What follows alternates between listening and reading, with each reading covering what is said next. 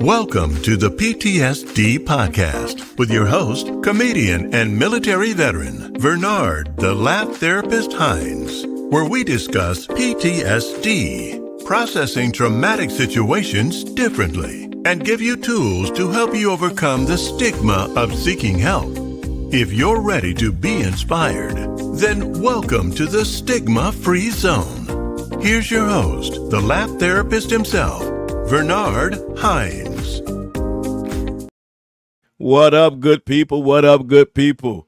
This is your boy, Bernard Hines, a.k.a. the Laugh Therapist, and welcome to the PTSD, Processing Traumatic Situation Differently podcast. Here, we try to inform, enlighten, and become advocates for one another as we learn more productive ways to process our trauma. Always remember, as a therapist, I'm not licensed, I'm just medicated. Welcome to the Stigma-Free Zone. What up, everybody? Good evening, good afternoon, good morning. Wherever you are listening to this podcast, I want to just thank y'all for tuning in. I do not take it for granted that you have decided to tune in with me to listen to what I have to say, but more importantly, to listen to my guests. As I always say, y'all, I have some powerful guests. I'm not licensed.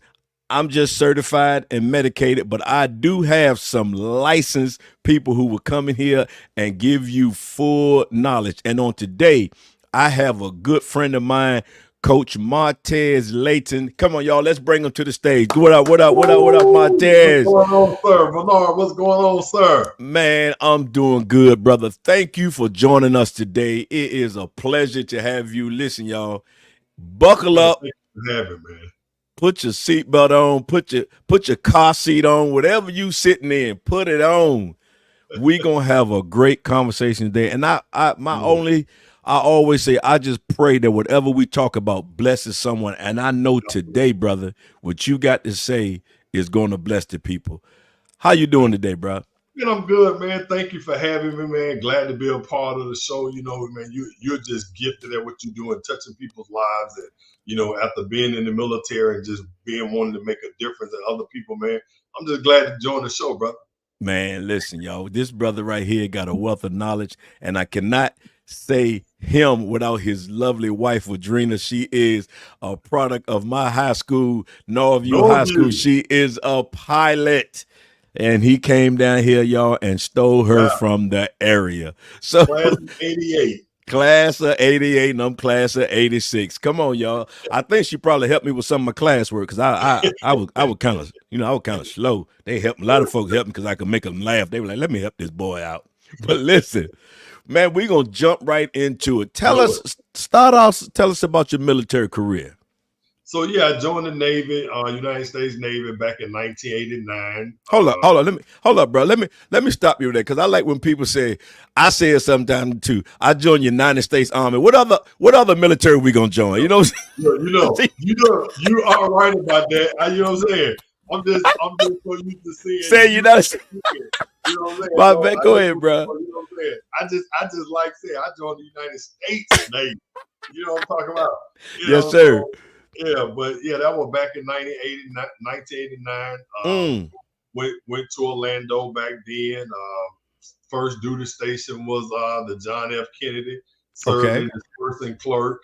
Left from dispersing, went into recruiting. Of course, served overseas, and then recruited there in Memphis, Tennessee, M-Town, wow, which I absolutely loved. Absolutely loved it. But then that was my journey. I did 12 years in, being on the Kennedy, being overseas, and actually militant. That would have been my last duty station. But man, absolutely love my time in the military. That's awesome. I want to keep going out to sea. Trust me, I understand that. And being from Norfolk, that's why people ask me how come I didn't join the Navy, because I'm right there for Norfolk. They said, if you join the Navy, eventually you're going to come back home. Yep. Yeah, and I was trying to get away from Norfolk. Yeah. So, man, I enjoyed Norfolk, man. You know, I'm sure, right. 18 years old, walking up to an aircraft carrier, I was like, oh my gosh, what have I got myself into? I'm from Birmingham, Alabama. Ain't never late. And walking up to that aircraft carrier, 18 years old, man, I was like, wow. But hey, That's where I met my wife, man. Everything that God had purpose for my life, man, started right there in the Hampton Roads area. Man. Wow, that's something good can come out of Norfolk. Look at that. Oh, absolutely. So Absolutely. after you did your military, after you did your 12 years, you transitioned out. And I'm sure, as with anybody, when you transition out in the military, there are some things that are good and there's some things that are bad. So after you transition out, what was your first thing you did? Man, that was something. So actually, I got out the military, and actually, I don't want to say this in a bad way, you know what I'm saying? But honestly, God had given me a vision. You know, even while I was in the military, while I was serving back when we were stationed overseas in Panama, in the Republic of Panama, and God had gave me a vision to start a dry cleaners. You know, and so my faith was like, okay, God, he had told me I want you to go to Pensacola, Florida. At that time, I had never been to Pensacola, Florida, but I just knew God wanted me to go to Pensacola, and he wanted me to start a cleaners. So I don't know if you remember, but back in the early 2000s, they really had restrictions on you. Well, for the Army probably was different. In the Navy, they had restrictions on discharges. Whoa. And so it was one of those things that I was really, you know, thank God, but I was like the top recruiter in my district. You know what I'm saying? So honestly, I had to write a letter to the congressman to get help to ask to let the Navy know that we want you to approve this man's discharge. So literally, bro, I'm just telling you and telling the world for the first time. Of course, my family and people know, but literally, I remember talking to the commander, the captain that was in charge of our you know, the military recruiting district. And I said, sir, do you remember the story of Moses? Ooh. And I'm talking to the captain. I'm talking to the captain, Bernard. I say, sir, do you remember the story of Moses? I say, well, Moses looked at Pharaoh and said, you know what? You're going to let my people go. But I'm telling you, sir, God has given me a vision. I've served the country. I've served recruiting. I've served the Navy. It's time for me to go. And I'm just telling you, you're going to. So honestly, man, he ended up approving my discharge. Bernard, when I tell you, the captain ended up having so much respect for me when they had like their national recruiting. I was the one that led the prayer, brother. So I'm just scared that man. You scared that man. You scared that man. Look, that man saw plagues and stuff coming. He was like, I know the Moses story. Let this man go. Man, it was so funny because my wife and I, you know, we coming up to this big event, and you know what I'm saying? I literally had, you know, some people may say that was crazy to do, but at the time, but hey, you know, I was just doing what God told me to do, and I was just so I wanted to just say, after getting out of the Navy and just really having a vision and walking by faith, my wife and I moved to Pensacola, Florida to start a full service dry cleaners. I had never done dry cleaning in my life, but of course, I knew how important it was to be educated. So I went to DC, where most people wouldn't know this, but there's an international dry cleaning school. So I went to DC, in Maryland, to get my certification. After my certification, went down to Pensacola, and we ended up being the only Black-owned dry cleaners on the Gulf Coast. So really, man, I was just walking by faith, doing what God had put in my heart to do. Here, my family, you know, my wife, U-Haul, kids, and just saying, God, this is what you said. This is what we're going to do. But man, it was challenging, bro. I remember passing out business cards to people while I was going to get my unemployment, because I just got the Navy. I ain't got no job. But God told me to start a business. So I'm coming here to start a business.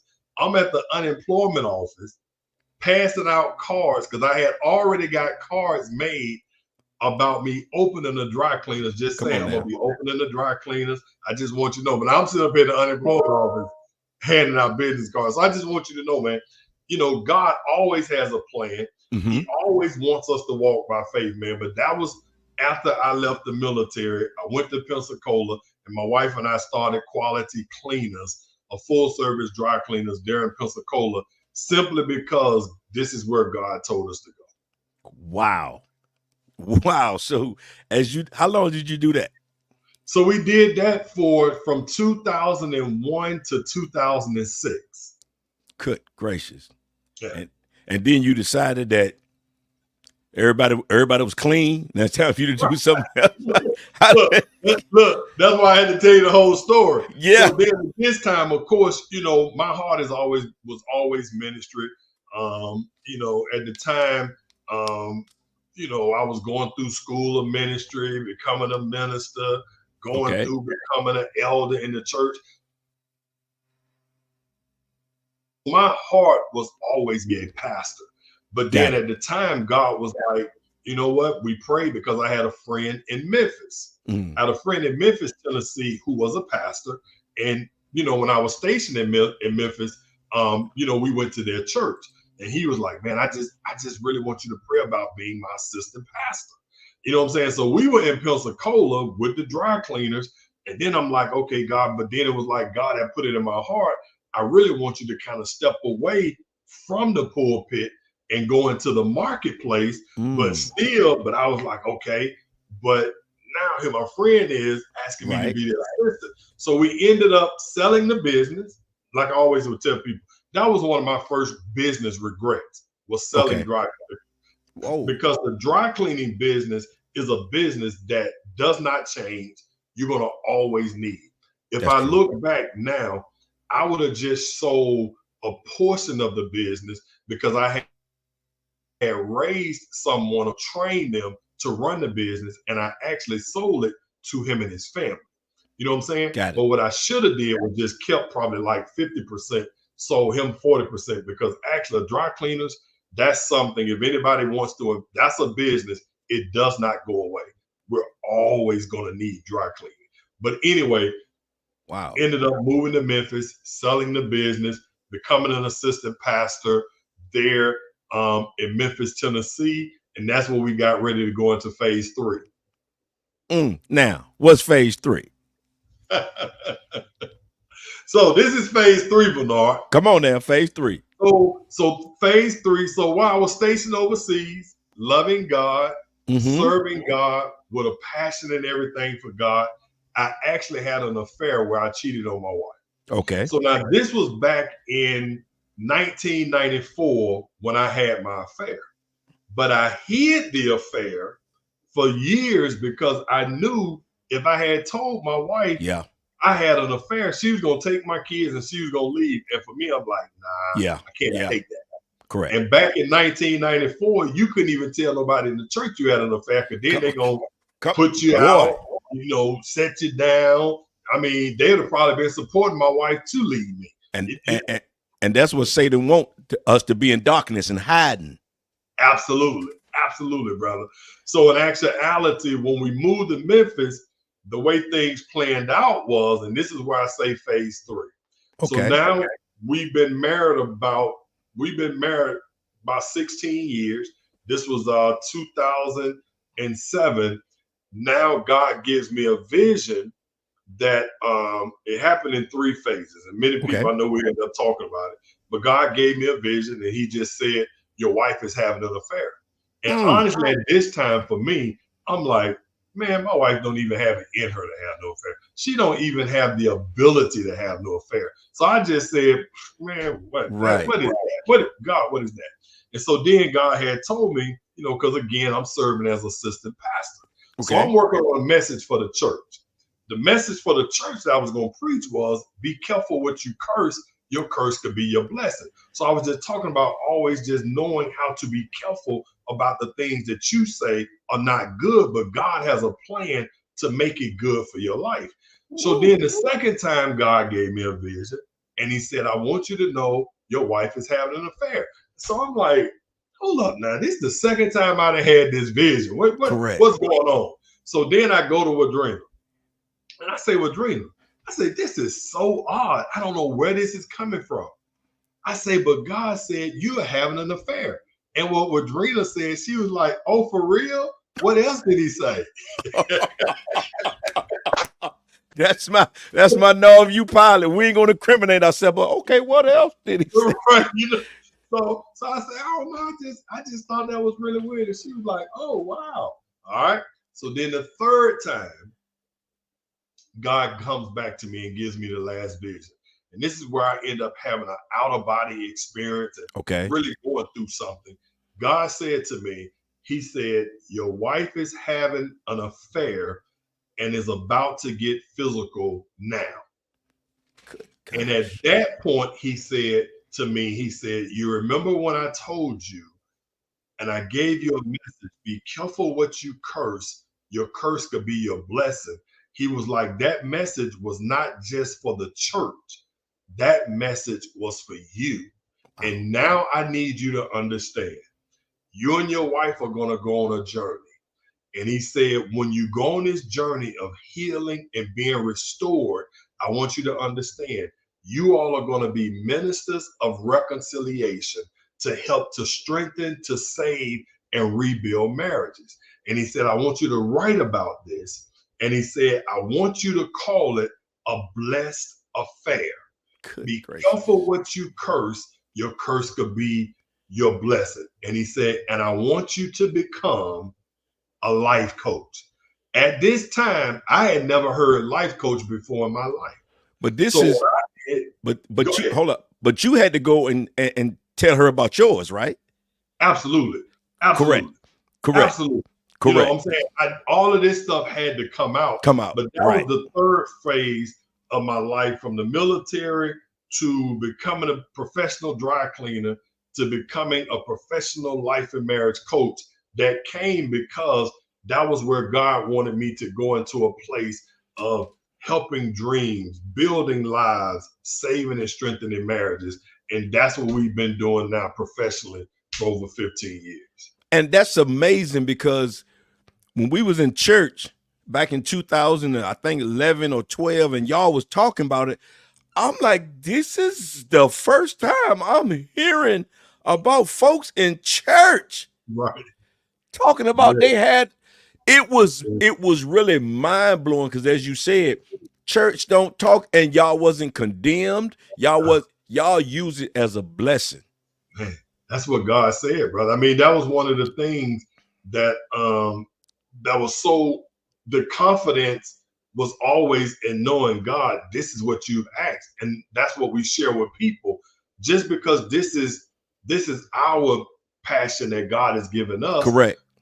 Everybody is not called to share their pain, but God had gifted us to do that, because like when we first started back there in Virginia, would be like, Lord, why do I have to be the poster child for infidelity?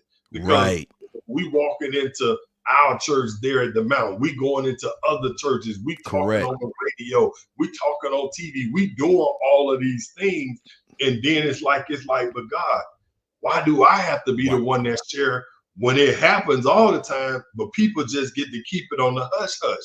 But it's like, that's what our assignment was. And that's one of the things that we talk to so many couples about understanding your assignment, understanding the mission for your marriage, and these type of things. So yeah, brother, that's the journey. And you are right in line with this podcast, because that's PTSD. That was traumatic. Absolutely traumatic. That was absolutely traumatic. And y'all could have processed it in a way, it was like, you know what, I'm done with you. I'm done with you. But y'all processed it totally different. Completely. And now it's a blessing to others. Yes. Had to change perspective. You know what I'm saying? And that's really what the book is about. And I'll just show you here. Yeah, show. Yeah, there you go. That's the book, but you can get it anywhere where books are sold. A blessed affair, be careful what you curse. Your curse could be your blessing. Everybody that reads it, because of course, any client that we work with that is dealing with unforgiveness, because like we tell people, whether it's an affair, anything that deals with unforgiveness, you're going to find courage, you're going to find strength, you're going to find healing in understanding how to change your perspective, because God always has a plan to turn your pain into your promise. And so that was one of the things for us in understanding this was all a part of God's plan. Correct. It is a blessing, because as you know, me and Trish, we do our thing together. She's my partner in recovery. And it's just when you're doing it together and when you done been through so much and you done been on that edge of saying, I'm done. Absolutely. And you fight through it. Yes. And on the other end is where the blessing is. You don't feel the blessing when you're going through it. Oh, absolutely not. You know what I'm saying? Yeah. Oh no, Yeah, you absolutely not. And that's the thing when it comes to pain or when it comes to anything that's traumatic through our bodies or through an emotional standpoint, you have to see the other side. You know what I'm correct. saying? Because the hope is on the other side. And so that's the way it was for me the whole time in the marriage. My whole perspective was, although the enemy was telling me it's over, it ain't gonna work, you Mm-hmm. ain't gonna recover, I Mm-hmm. just kept reminding myself of what God had said to me. You know what I'm Wow. saying? That's what my was relying on God. I'm resting in you Correct. because I can't rest in myself No, because Lord. myself will get tired. Mm-hmm. Myself will get frustrated and I Mm-hmm. want to give up and quit. But if I Wow. remember what you said, God, that's what gives me the strength to push on. So in your dream builders coaching, y'all give marriage counseling, affair Absolutely. recovery, and premarital counseling. Yeah. T- So tell me absolutely. tell me how important premarital counseling is. Wow. Man, so it's one of those things like I would say to anybody, when we think about anything that we do in life or anything we're getting ready to set on to, we always want somebody to talk to us about it. You know what I'm saying? Anything we're getting ready to make a huge investment to, a huge time commitment to, you always want somebody to give you information. But one of the things that happens when we do this is in marriage. Correct. We get married, nobody really tells us what to be prepared for, what to look out for, Mm-hmm. how to kind of give you a map or a emotional guide to understand between you and your partner. Look at. And so when I tell people I'm like premarital, it's vital. You know what I'm Vital. saying? Yes. It's vital. And I want to say this. I got to shout out millennials because now we have so many millennials here, especially in Greater Atlanta, primarily in Greater Atlanta. Mm-hmm. Because we do virtual as well, but I understand. A lot of people do like to at least come sometimes connect with you in person. But Correct. we have a lot of millennials who invest in this. But back in our day, Bernard, we ain't finna pay nobody to talk to you about no marriage. There I you mean, go. No. you know what I'm saying? God gonna talk to me about my marriage. You know what I'm saying? Correct. I'm not gonna pay you You to talk to me correct. about no marriage, but it's vitally important, man, just to have an understanding to give you some idea of things to prepare for, things to look out for, things to be prepared in case, you know what I'm saying? Because there are certain things in marriage that you just don't know. But Correct. then all of a sudden, when you remember, I remember coach talked about this. I remember Mm-hmm. they talked about this. I Mm-hmm. remember they showed us this. And for everybody, it's different. So, Correct. man, it's vital. It And is vitally important. and y'all are a resource. I remember when y'all did a marriage thing back in the day, and y'all was saying how people argue, Yeah, and you were saying some people they just argue and they loud, and they good. right. You And you might remember look that?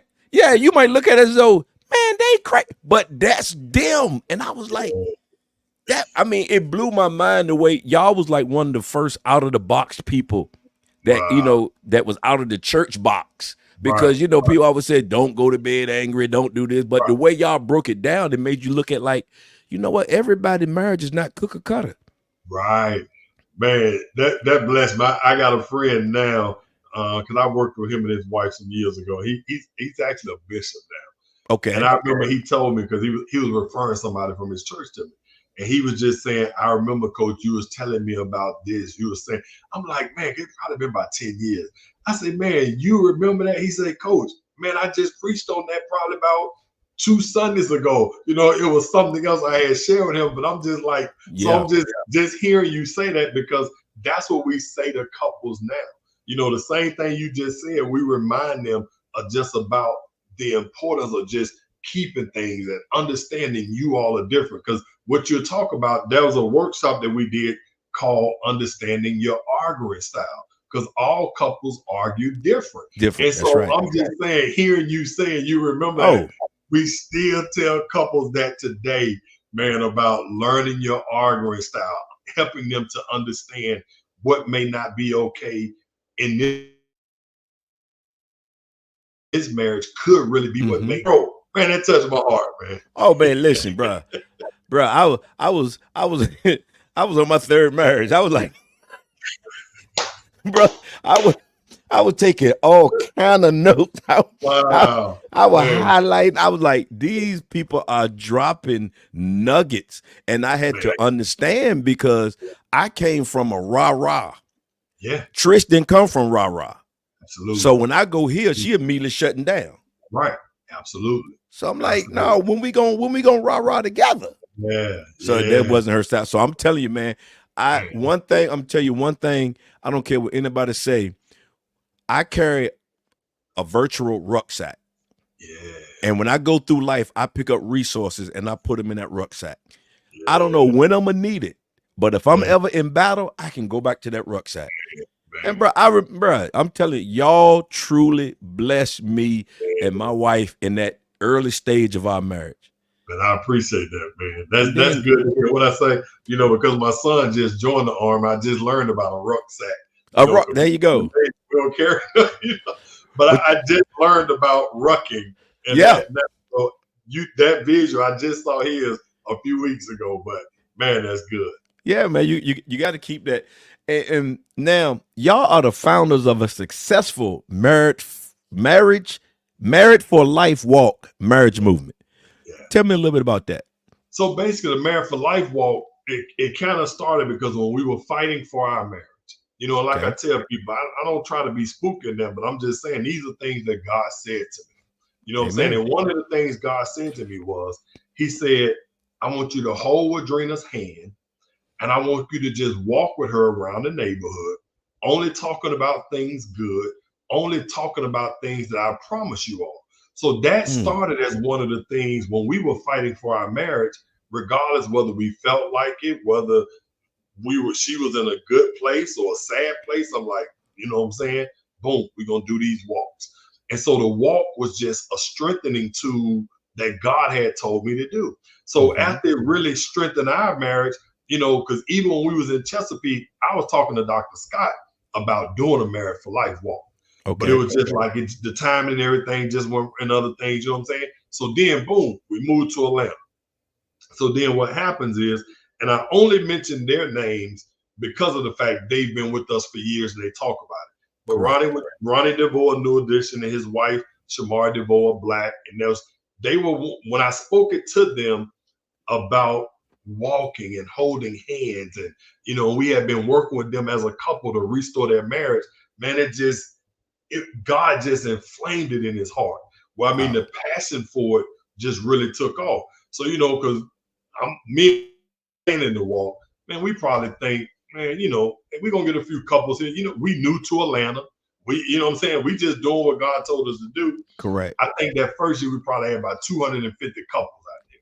You know what I'm saying? So it was like, but then I remember Ron had went on different places talking about it.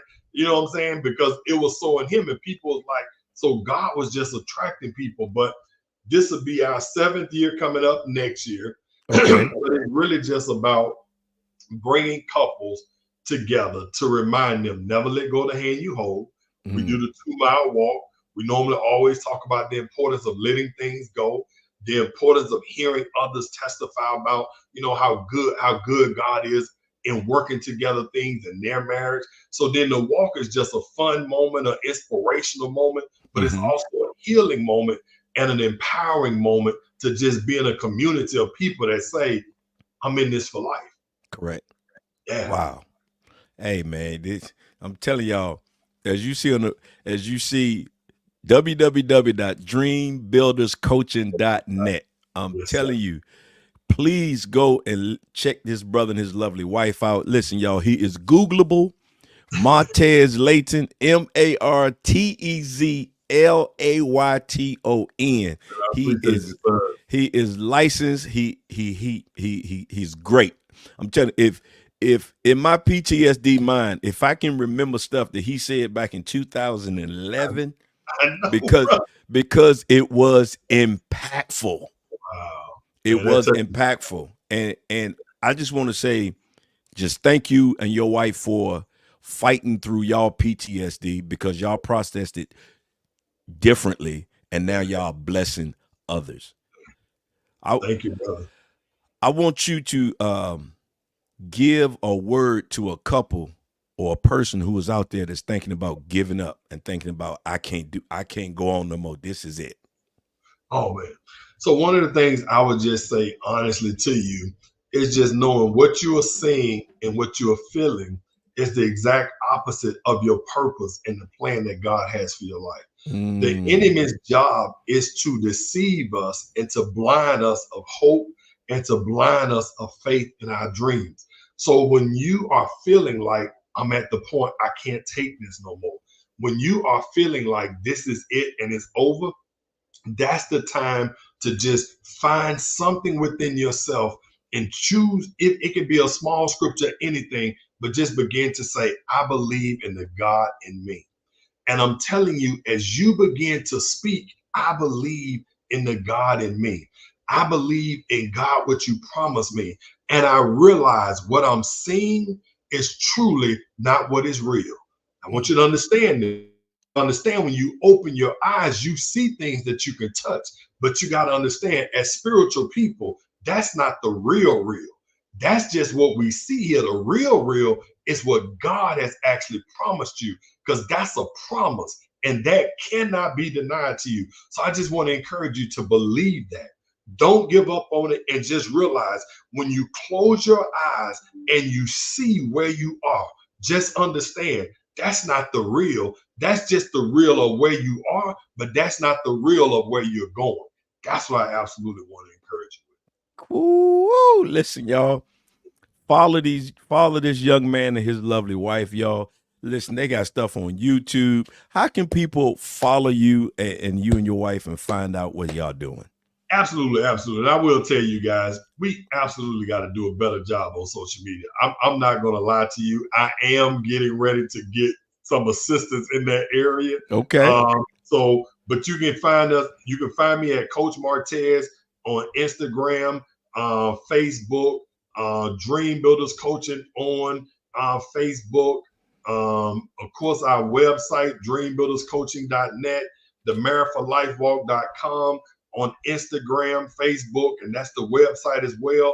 Married, the number 4, lifewalk.com. Coach Martez, like Bernard said, if you Google or go to Instagram or go to Facebook, we're going to be there. But we absolutely have some wonderful things coming up here in the near future, very near future. So we would love to just connect with you and just really share the goodness that God has in store for your life.